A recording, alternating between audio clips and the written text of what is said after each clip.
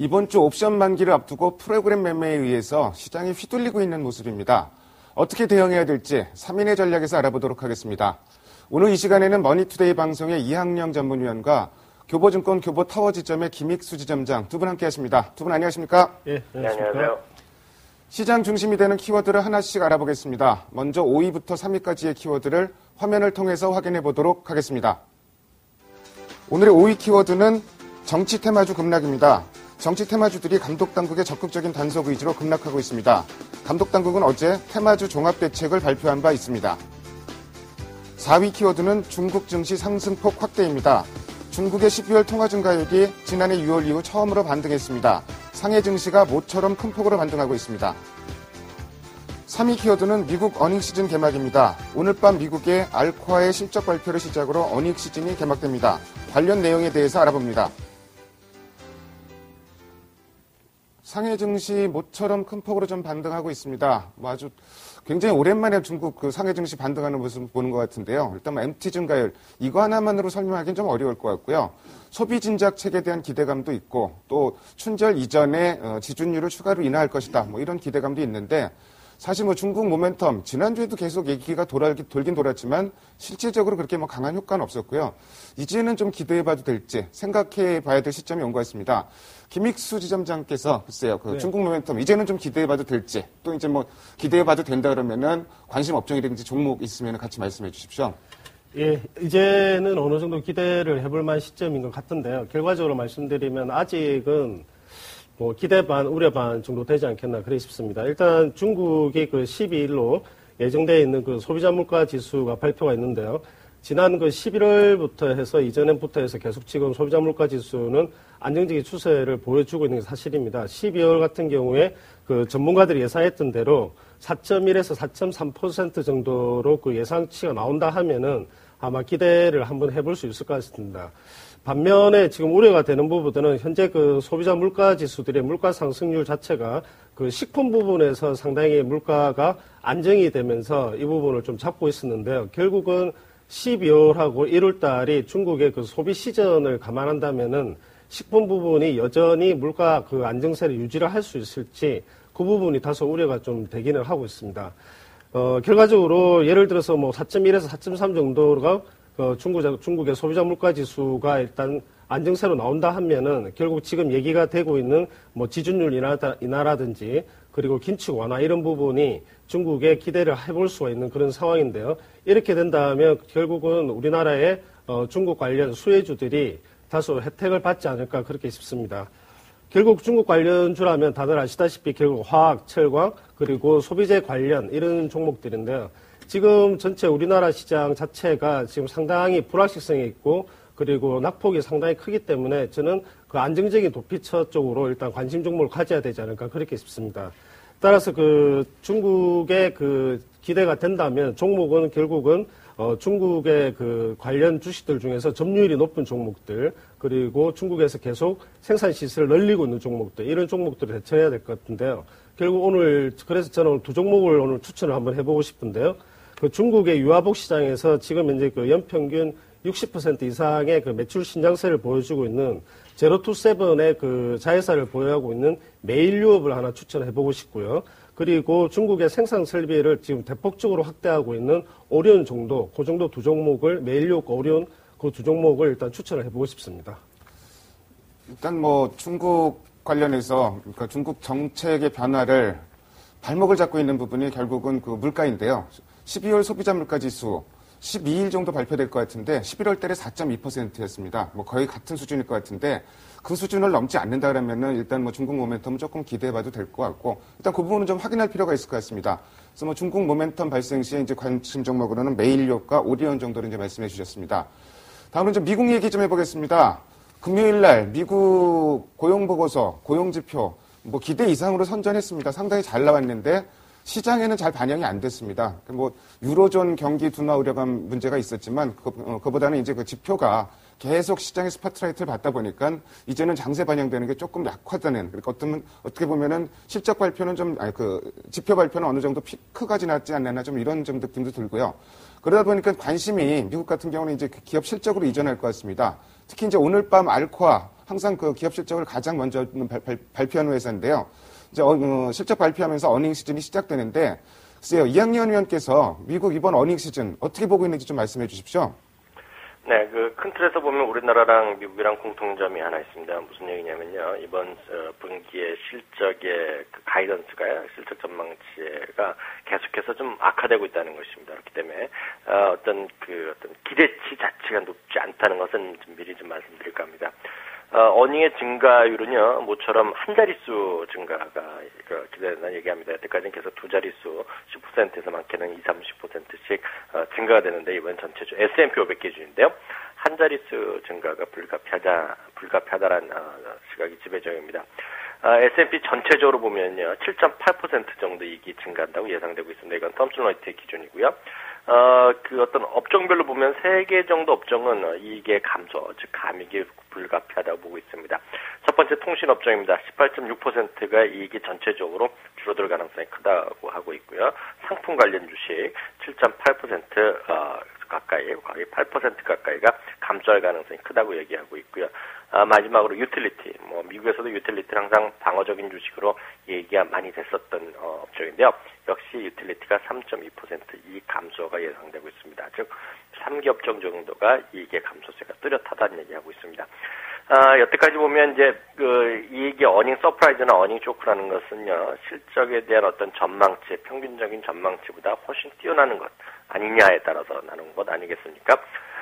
지난 분기까지만 하더라도요, 결국은 어닝 서프라이즈가 75% 가까이 기록했다고 합니다. 근데 이번에는 한 65% 정도로요, 좀 줄어들지 않겠냐고 하고 있는데요. 말씀드렸던 대로, 역설적으로 보면 이익의 목표치가 많이 줄어들고 있기 때문에 의외로, 어닝 서프라이즈는 또다시 높아질 수 있겠지만, 지금까지의 추정으로는요, 일단 이익은 전분기보다 불과 7.56%, 많게는 7.8% 정도 증가에 그칠 것이라는 시각이 지배적인 것 같습니다. 우리 시장이나 미국이나 역시 눈높이가 계속 낮아지고 있는 거는 사실인 것 같고요. 그 중에서도 이제 통신, 상품 관련주, 유틸리티 이런 쪽은 감익이 예상된다. 우리나라 통신 같은 경우도 최근에 좀 약세를 보이는데 그 영향은 아니겠지만 어쨌든 그런 부분 참고하시면 될 것 같습니다. 다음으로 오늘의 2위 키워드를 화면을 통해서 확인해 보도록 하겠습니다. 오늘의 2위 키워드는 유로존 재정 리스크 컴백입니다. 유로존 얘기 이제 시간이 지나면서 점점 나오고 있습니다. 헝가리, 스페인 얘기가 가장 불안하다고 얘기가 나오고, 이탈리아 국채금리 다시 7%대 넘어갔습니다. 유로화는 지금 계속 약세 보이고 있고, 여러 가지 상황이 그지 이제 좋은 상황은 아닌데, 오늘 독일, 프랑스 정상이 긴급 회담을 가집니다. 여기에 대해서도 어느 정도 기대감은 갖고 있는데, 김익수 지점장께서 네. 오늘 양국 정상 만나는데 네. 여기에 대해서 시장 반응이라든지 지금 기대하고 있는 거 전망 같이 말씀해 주실 수 있으면 말씀해 주십시오. 예, 일단 유로존에 대해서 일단 잠시 소강 상태를 보이다가 지금 지난 주말부터 다시 얘기가 나오고 있는 상황입니다. 결국 우리가 12월 달에 예측했듯이 결국 1월 말까지는 유로존에 대해서 시장의 움직임이 클 것이다 이렇게 예측을 했는데요. 결국 결과적으로 지금 그렇게 되는 양상입니다. 다만 오늘 저녁에 있을 유럽에서 프랑스와 독일 간의 정상회담이 얼마만큼 이 부분에서 효과가 나올지 그 부분이 지금 상당히 미지수인데요. 결국 오늘 저희들이 예상하거나 전문가들이 예상하는 바에 의하면 결국 오늘 두 쪽에서 만나는 거는 결국은 1월 말에 있을 유로 정상회담들의 개최에서 사전 조율적인 부분을 좀 도출하지 않느냐 그런 예상이 좀 들고 있고, 이 부분에서 신재정 협약에 따른 강제 재정 규율 그리고 관련 세부 사항을 조율을 할 것으로 예정되고 있는데, 이 부분에서 우리가 시장에서 기대했던 만큼 정말 제대로 된 안이 나온다면은 시장에서 미치는 영향은 상당히 클 것으로 예상이 되고 있지만, 그렇지 않고 대충해서 이렇게 또 립서비스 정도로 나온다든지 그렇게 해서 결국 1월 말에 EU 정상회담에서 다시 논의가 된다면 시장은 또 다시 현재 상태보다도 더 한 단계 레벨 다운 될 수 있는 가능성이 좀 있지 않나 그런 생각이 좀 들고 있습니다. 결국 유로존 해결의 키를 쥐고 있는 나라가 결국 이 두 나라인데, 이 두 나라의 오늘 정상회담에서 나오는 결과가 상당히 주의를 기울여야 되고 우리가 관심을 결국 가질 수밖에 없는 상황이기 때문에 시장은 결국은 이 두 부분이 결과가 나오는 거를 주위에서 예측보다는 결과를 보고 나서 시장에 대응하는 것이 일찍 옳지 않나 그런 생각이 좀 들고 있고요. 결국 시장은 그 지수 관련 대형주보다는 현재 그 시장에서 우리가 보여주고 있듯이 중소형주, 그러니까 실적이 호전되는 중소형주, 시장 가치가 있는 종목들 중심으로 당분간 좀 대응을 해야 되지 않느냐 그런 생각이 들고 있습니다. 뭐 유로존 상황 사실은 뭐 시장에 수면 위로 나오지 않았을 때도 상당히 좀 급박하게 돌아가고 있는 건 사실인 것 같습니다. 뭐 신용평가사 문제도 있고 헝가리, 스페인 뭐 이런 나라들은 지금 뭐 상당히 좀 안 좋은 얘기들이 나오고 있고요. 특히 이제 뭐 이탈리아 국채 문제 7% 넘어가고 아주 좀 급박하게 돌아가는 상황인데 어쨌든 뭐 이런 그 정상회담에서 좀 긍정적인 결과가 도출됐으면 좋겠습니다. 좀 우리나라 뭐 전 세계적으로 뭐 유로존도 문제인데 또 하나 지금 지정학적 문제가 나오고 있죠. 이란 문제입니다. 그래서 뭐 상황이 지속도 굉장히 좀 긴박하게 돌아가고 있는 것 같은데 물론 이제 뭐 최악의 시나리오까지는 가지 않을 것이다. 뭐 이렇게 예상하는 전문가들이 대다수입니다. 그렇긴 하더라도 한편으로는 그래도 유가 상승은 불가피할 것이다. 뭐 이렇게들 예상을 하고 있는데요. 이학년 의원께서는 좀 어떻게 보고 계십니까? 네, 그 작년 연말인가요? 제가 그 올 한 해의 지정학적 리스크에 대한 미국 투자 전략가의 보고서를 제가 한번 소개해드린 바가 있습니다. 기억나시는 분 계시겠지만은요, 대충 서너 개 정도 지역이 요주이다. 그러면서 2012년의 지정학적 리스크는 2011년보다 클 것이라는 얘기를 하고 있습니다. 2011년은 유로존 하나 정도가 크게 문제였죠. 물론 중동의 민주화 열풍도 있었지만은요. 그게 뭐 올해도 유로존의 문제는 지속될 가능성이 크다는 얘기를 하고 있고요. 그게 이제 굶어 터질 국가가 나올 가능성이 있다라는 얘기를 드린 기억이 있습니다. 두 번째는 러시아였습니다. 러시아의 어떤 대선 정국 이 부분이 선거 자체가 상당히 좀 어렵게 지내갈 가능성이 있다. 그러면서 시민들의 어떤 그 항쟁이라든가 이런 것도 얘기할 가능성이 있고요. 뭐 우리 입장에서 보면 다 우리 한반도 리스크지만 김정은으로서의 권력 체계 이양이 잘 될 것인가 하는 것도 분명히 지정학적 리스크가 있다고 미국 투자 전략가에 인용을 해드린 바겠습니다. 또 하나가 분명히 이란이었는데요. 호르무즈 해협에 대한 군사 훈련을 이란 쪽에서 지난 주말에 발표했습니다. 물론 어느 정도 현실화 있을지에 대해서는 제가 그쪽의 전문가는 아니라서 모르겠지만은요. 분명한 것은 이미 그런 것들 때문에 아시아의 상당 부분의 산유국이 아닌 소위 기름 한 방울 나지 않는 우리나라를 비롯한 상당수의 국가들이요. 이란에서 많이 석유를 수입하고 있는 것이 사실인데요. 그렇기 때문에 이미 벌써부터 다른 국가로부터 수입하기 위해서 물밑 접촉을 많이 하고 있다는 기사를 제가 지난 주말에 토요일 날 본 적이 있는데요. 그런 것이 모든 것을 설명한다고 보고 있습니다. 항상 유가가 올라가면 어찌되었건 정치적이건 지정학적 요인이건 경제적 요인으로는 유가가 상승하면요 기본적으로 뭐 정치가 좋아진다 얘기하는데요. 크게 보면 완전히 그 논리적이 아니라고 할 수는 없겠지만은요. 내부적으로 들어보면 약간은 어이없는 것들이 상당 부분 있습니다. 우리나라 또 일부 정유사들은요, 실제로 이란에서 많이 수입을 하고 있단 말이죠. 그리고 많은 타랑 설비나 이런 설비들이 이란에서 수입하는 원유가 가장 적합하다는 얘기를 많이 합니다. 근데 그 이란에서 석유가 수입이 안 될 경우에는요, 지금 많은 정제 시설부터 많은 비용이 들 수밖에 없다는 것이 뭐 사실이라고 알려지고 있습니다. 그렇게 본다 그러면 이란에서의 석유가 정말 수입이 문제가 되고 그러면요, 정유주가 좋아진다는 얘기는 제가 봤을 때는 한마디로 넌센스라는 생각을 갖고 있고요. 정유주는 뭐 안 좋아진다는 생각을 하고 있고요. 실제로 기름값이 올라가고 우리나라에서 좋아질 업종은 뭐 단 하나도 없다라고 생각을 하고 있습니다. 글쎄, 뭐, 이란의 지정학적 리스크에 의해서 기름값이 올라갈 경우에, 정유사의 호재가 될 수는 있겠지만 아주 초단기적인 부분으로 국한될 것 같고, 역시 길게 봐서는 당연히 악재일 수밖에 없을 것 같습니다. 다음으로 오늘의 2위 키워드를 화면을 통해서 확인해 보도록 하겠습니다. 오늘의 1위 키워드는 프로그램 매물주의보입니다. 금요일에 이어서 오늘도 똑같은 상황이 지금 반복되고 있습니다. 외국인이 선물 매도하니까 프로그램 매물이 나오고 그러면서 장세 낙폭이 확대되고 좀 이런 현상이 좀 반복이 되고 있습니다. 특히 이제 우리 시장 보면은 글로벌 증시에 비해서도 좀 과도하게 약한 게 아닌가 좀 이런 생각도 드는데요. 김익수 지점장께서 글쎄요, 이런 현상 좀 일시적인 현상으로 보시는지 말씀해 주시고요. 예. 그리고 이제 옵션 지금 만기 앞두고 있는데 어떻게 대응해야 되는지, 그리고 관심 업종이나 종목이 있으면은 좀 같이 좀 말씀해 주십시오.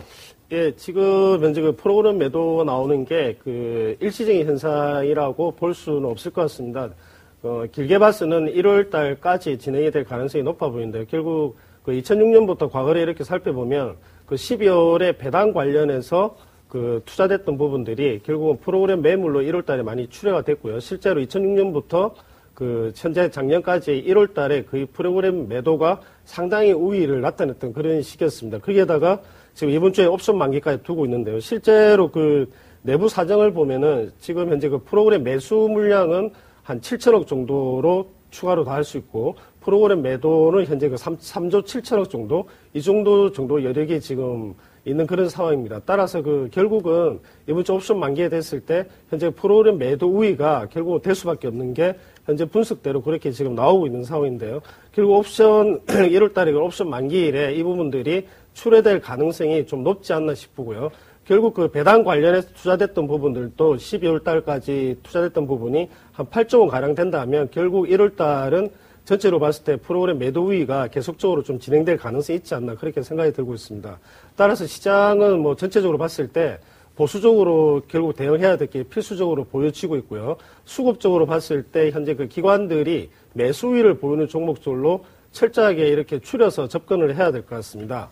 그 지수 관련 대응주 중에서도 현재 그 나타나듯이 하이닉스라든지 이런 종목들은 현재 기관들이 꾸준하게 지금 4일째, 5일째 그 매수세가 유입이 되고 있습니다. 결국 이런 거를 보면은 결국 대형주 중에서도 낙폭이 크고 앞으로 향후 기업 실적이 다소 개선될 것으로 기대가 되고 있고 또 디램 가격이 바닥을 쳤다는 그런 양상들이 보여지고 있기 때문에 기관들 종목들 위주로 수급 상황이 좋은 종목들 위주로 결국 관심을 가져야 되지 않나 싶고요. 하이닉스 외에 지금 현재 OCI 같은 경우도 워낙에 낙폭이 컸고 폴리실리콘 같은 경우도 이제 바닥을 좀 치지 않았냐 그런 측면이 좀 강하게 부각이 되면서 결국 기관들이 또 매수를 들어오는 그런 상황입니다. 결과적으로 말씀드리면 결국 그 시장은 프로그램 매도 위기가 당분간 지속될 가능성이 높아 보이지만 지수 관련 대형주에서도 수급이 양호한 종목들을 압축을 해서 대응을 좀 해야 되지 않느냐 그런 생각이 되고 있습니다. 뭐 여러 가지 불확실성이 뭐 이번 주에 있는데 특히나 이제 우리 시장 같은 경우는 옵션 만기가 있다는 점 좀 불안감을 좀 가중시키는 요인인 건 틀림없을 것 같습니다. 뭐 12일 같은 경우는 이제 옵션 만기이기도 하지만 유럽 중앙은행 기준금리가 결정이 되고 또 독일과 이탈리아 정상이 만납니다. 그래서 여러 가지 좀 이벤트가 많은 그 하루가 될 것 같고요. 객장 관심주로는 일단 뭐 그 하이닉스하고 OCI 두 종목 기관 수급이 뒷받침되는 두 종목을 말씀해 주셨고 당분간은 좀 방어적인 대응이 좀 불가피하지 않느냐 이런 말씀도 해주셨습니다. 이학영 의원께는 좀 다른 거 여쭤볼게요. 지금 뭐 애플 주가 지난주 금요일에 사상 최고치 기록했는데 삼성전자는 지금 4일째 빠지고 있습니다. 그것도 이제 뭐 어닝 서프라이즈를 기록하고 그 가이던스를 제시하고 나서 지금 4일째 빠지고 있는데 물론 이제 수급 요인이 굉장히 중요한 요인을 차지하고 있는 것으로 보여지지만 이런 현상 좀 어떻게 봐야 되는지 그리고 전체적인 전략도 같이 말씀해 주십시오. 네, 그 애플에 대해서 잠시 코멘트를 해드릴까 합니다. 그 회계 기준으로요, 지난 분기에 7.05달러 정도 주당 이익이 났죠. 아마 기억하시겠지만은요, 15분기 연속 어닝 서프라이즈를 하다가 결국 이제 거기서 이제 멈췄습니다. 그러면서 어닝 쇼크란 표현은 그렇지만 어닝은 생각보다는 안 좋게 나왔죠. 그것은 아이폰 4에 대한 기대감이 기다렸던 대기 수요가 있었고요. 그런 것들이 약간 실망감 기다리면서 그런 것들이 좀 부정적으로 잡혔는데요. 문제는 이제 종가 기준입니다. 사상 최고가를 기록했는데 지난 금요일날 추가적인 상승 가능성에 대해서 많이 얘기를 하고 있습니다. 왜냐하면 이번 분기죠. 그 애플의 회계 기준을 보면 2012년 1분기는요. 주당 9.87 이익이 예상되고 있습니다. 그것은 뭐 사상 최고 수준이죠. 직전 분기 대비는 30% 이상의 이익의 증가가 기대된다는 얘기를 하고 있습니다. 그런 관점에서 그동안 또 상대적으로 삼성전자가 분전할 때 쉬었거든요. 그렇기 때문에 다시 추가적인 상승에 대한 얘기들이 많이 나오고 있고요. 목표가를 올리는 증권사가 많이 나오고 있습니다. 삼성전자는 뭐 똑같은 의견을 갖고 있습니다. 4분기에 대한 그 잠정 실적이 나왔고요. 그건 한 3주 정도 후죠. 이번 달 말에 공식 실적이 나올 텐데요. 그때까지는 좀 삼성전자는 쉬어갈 수밖에 없는 그런 경험도 있었고요. 이번에도 마찬가지라고 보고 있습니다. 그것은 그동안의 어떤 기대감은 충족시켰지만은요. 향후에 대해서는 어떤 여태까지 보면 어떤 증권사의 전망도 불확실했었습니다. 뭐냐면 결국은 삼성전자의 목소리, 삼성전자의 입에서 어떤 얘기 나오냐가 결국은 가이던스인데요. 그것은 3주 후, 한 2주 정도 남았겠네요. 그것에 대한 좀 기다림이 필요한 시기라고 보고 있습니다. 그렇기 때문에 시장의 주도주로 그때까지 나서긴 쉽지 않다는 생각을 갖고 있습니다. 참고적으로 PR 값만 보면은요, 애플이 PR 기준으로 12개월 예상 실적 기준은 12.1배입니다. 참고적으로 보면 S&P 500이 지금 15배 정도 나오니까요. 시장보다 약간 저평가돼 있죠. 삼성전자는 지금 9.78배 정도 나오니까요. 아마 시장이랑 거의 뭐 비슷하거나 조금 뭐 비싸다, 뭐 싸다 이 정도 나올 겁니다. 그렇기 때문에 지금은 미국의 투자 전략가들이 애플에 관심이 좀 많을 수밖에 없는 그런 시기적인 특성도 있다라는 보고 있습니다. 시장 전체적으로는 저는 앞서도 김익수 지점장께서도 얘기하셨지만 프로그램 매도 압력이 이번 주는 실질적인 이권 없건 간에 부담이 될 수밖에 없을 겁니다. 그렇기 때문에 목요일까지는 이런 혼조 국면이 불가피하다는 생각을 갖고 있고요. 여전히 시장에 대한 지지선은 1770선 정도면 충분하다는 생각을 갖고 있습니다. 삼성전자의 경우는 실적 확정치를 일단 확인해야 될 필요는 있을 것 같고요. 그렇긴 하더라도 애플 주가가 올라간다는 점, 애플 주가가 올라가면 당연히 삼성전자는 가격 메리트가 커지기 때문에 반드시 유리한 거는 틀림없는 것 같습니다. 시장은 역시 이번 주에 옵션 만기가 중요한 변수가 될 것 같은데요. 지지선 1770선 여전히 말씀해 주셨습니다. 지금까지 5가지 키워드를 통해서 오늘 시장의 흐름을 살펴봤습니다. 오늘 두 분 말씀 잘 들었습니다. 감사합니다. 네, 감사합니다. 감사합니다.